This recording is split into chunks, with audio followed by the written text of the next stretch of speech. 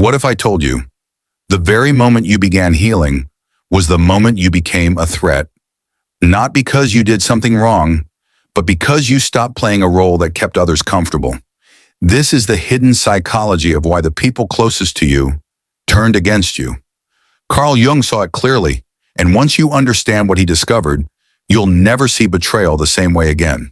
Jung said, everything that irritates us about others can lead us to an understanding of ourselves.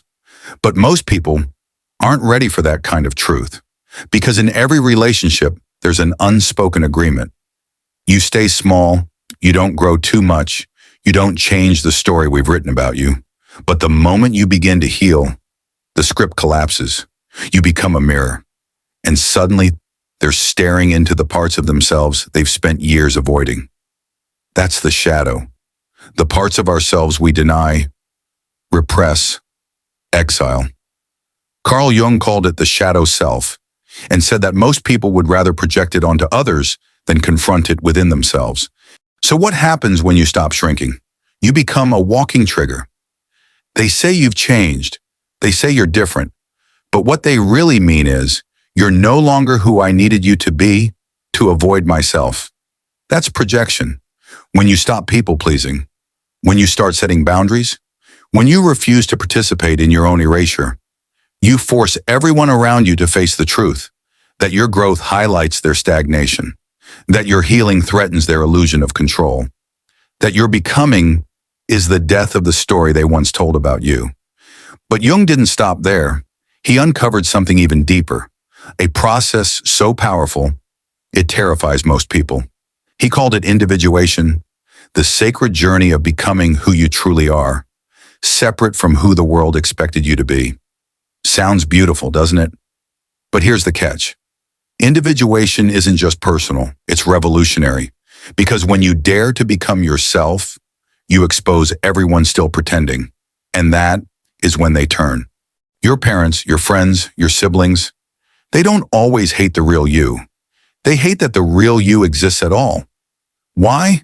Because it shatters the fantasy that you would always be the caretaker, the quiet one, the yes person, the one who never questioned the rules, but now you're questioning, you're choosing truth over comfort, authenticity over approval, and that makes you dangerous. Jung wrote that we all wear masks, what he called the persona. It's the identity we create to survive in society, the face we show to be accepted, to belong, to be loved. But here's the tragedy. Most people forget the mask is a mask. They think it's who they truly are. So when you outgrow your mask, when you stop performing the role they recognize, it feels like you have died. But what's actually dying is their illusion. You didn't betray them. You just stopped betraying yourself. And that's the most terrifying thing you can do in a world built on unconscious agreement. You see, Carl Jung believed in a powerful force called the collective unconscious, a web of shared beliefs and patterns passed down through generations. It's what keeps society running, but also what keeps people stuck. This collective unconscious depends on one thing: conformity. So when you break the pattern, when you stop participating in generational trauma, when you choose healing over repeating, you don't just threaten your family system, you threaten the system. And the system always fights back. That's why it feels like everyone turned against you at once. Why you're suddenly the problem, the black sheep, the outsider. But Jung saw what was really happening. The collective unconscious will mobilize to bring the deviant back in line. Because your transformation is proof that change is possible, and that terrifies those who've built their lives on staying the same. You might hear, "You've changed. You're not who you used to be. You think you're better than us." But what they're really saying is, "I can't control you anymore. I can't use your old identity to avoid my own pain. I can't recognize myself in the mirror you've become. Because you're no longer predictable, no longer easy to manipulate. You've become sovereign, and nothing is more dangerous to a broken system than a sovereign soul." But Jung's most powerful insight wasn't just about your relationships. It was about your inner world. He discovered that true psychological growth only happens when you can hold opposing truths in tension. This is what he called the transcendent function. When you can be both strong and soft, both kind and clear, both open and discerning, both nurturing and fiercely boundaried, you've accessed something beyond logic, beyond the ego. You've accessed soul. And that kind of integration is almost impossible to control because you're no longer operating from unconscious wounds. You're responding from wholeness. That's what makes you unpredictable. That's what makes you free. That's what makes you dangerous. To those still trapped in either or thinking, you've outgrown the box. And people don't just resent that, they fear it. So here's the truth, as Carl Jung saw it. The privilege of a lifetime is to become who you truly are. But that privilege comes with a cost. You will lose people.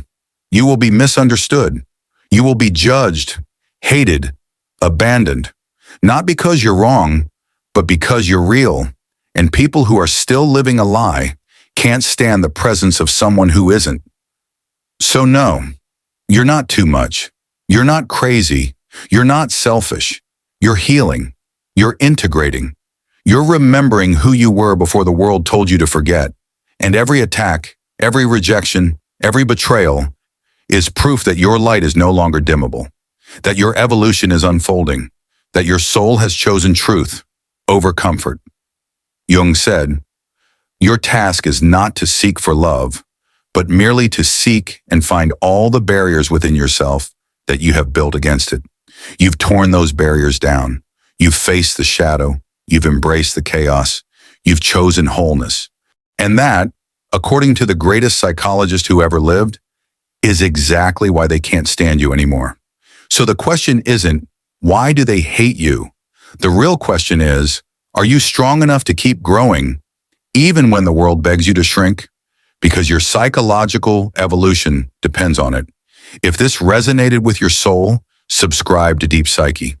Together, we walk the path not of approval, but of truth.